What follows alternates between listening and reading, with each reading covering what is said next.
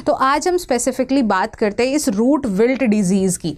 देखो, root wilt मतलब ये रूट को ही ख़राब कर देती है, रूट के अंदर विल्टिंग ला देती है। तो ये जो कोकोनट रूट विल्ट डिजीज़ है ये स्पेसिफिकली आपका पेनिनसुलर इंडिया में, अदर जगह की कई जगह पर ये नहीं फैल रहा है। एक्चुअली ये आपका फैलता है high humid and high temperature की वजह से, और क्लाइमेट चेंज जैसे जैसे हो रहा है ये बहुत रैपिड रेट से स्प्रेड हो रही है। सो केरला, कर्नाटका, तमिलनाडु, जहाँ से हमारा 80 से 85% कोकोनट का प्रोडक्शन आ रहा है, वहीं पर ये कोकोनट प्लांटेशन के अंदर जो है एक बहुत सीरियस प्रॉब्लम बनी हुई है। ये जो रूट विल्ट डिजीज़ है, मैं आपको बता दूं कि ये आपका प्रीलिम्स के लिए भी बहुत इंपॉर्टेंट टॉपिक है, एज अभी आपका एग्ज़ाम जो है नियर बाय है। सो इसके बारे में आपको पता होना चाहिए, क्योंकि कोकोनट की क्रॉप का प्रोडक्शन बहुत ज़्यादा इससे इम्पैक्ट हो रहा है और इस डिजीज़ के बारे में आपसे क्वेश्चन पूछा जा सकता है।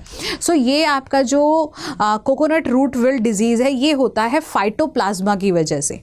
ये एक बैक्टीरियल डिजीज़ है, ये एक बैक्टीरियल स्ट्रेन है जो कि ये डिजीज़ कॉज कर रहा है। अब ये करता क्या है, देखो आप सभी ने बेसिकली पढ़ा होगा कि हमारा जो रूट है वो न्यूट्रिएंट एंड मिनरल, ठीक है, मिनरल, न्यूट्रिएंट्स एंड वाटर को सप्लाई करता है from the root to the other part of the plant. और इसके बाद आपका जो फ्लोएम है, फ्लोएम होता है वो आपका जो फूड है उसको ट्रांसपोर्ट करता है from the leaves to the other part of the plant. तो ये जो वाटर एंड मिनरल्स हैं ये तो ट्रांसपोर्ट हो जाते हैं, बट जब आपका फोटोसिंथेसिस के बाद जो प्रोडक्ट बनता है, जो आपका फोटोसिंथेट बनता है, न्यूट्रिएंट जो बनते हैं जो अदर पार्ट तक ट्रांसपोर्ट होने होते हैं, तो ये जो रूट विल्ट डिजीज़ है बेसिकली ये आपका फ्लोएम और जाइलम जो है, यहाँ पे ये फ्लोएम मिसटाइप्ड है, here xylem should be there, यहाँ पे जाइलम है। तो जाइलम जो है न्यूट्रिएंट और मिनरल्स और आपके वाटर को सप्लाई करता है। ये न्यूट्रिएंट मिनरल्स जो है वाटर के अंदर मिक्स हो जाते हैं, उसके साथ साथ ये सप्लाई होते हैं। तो ये क्या करता है,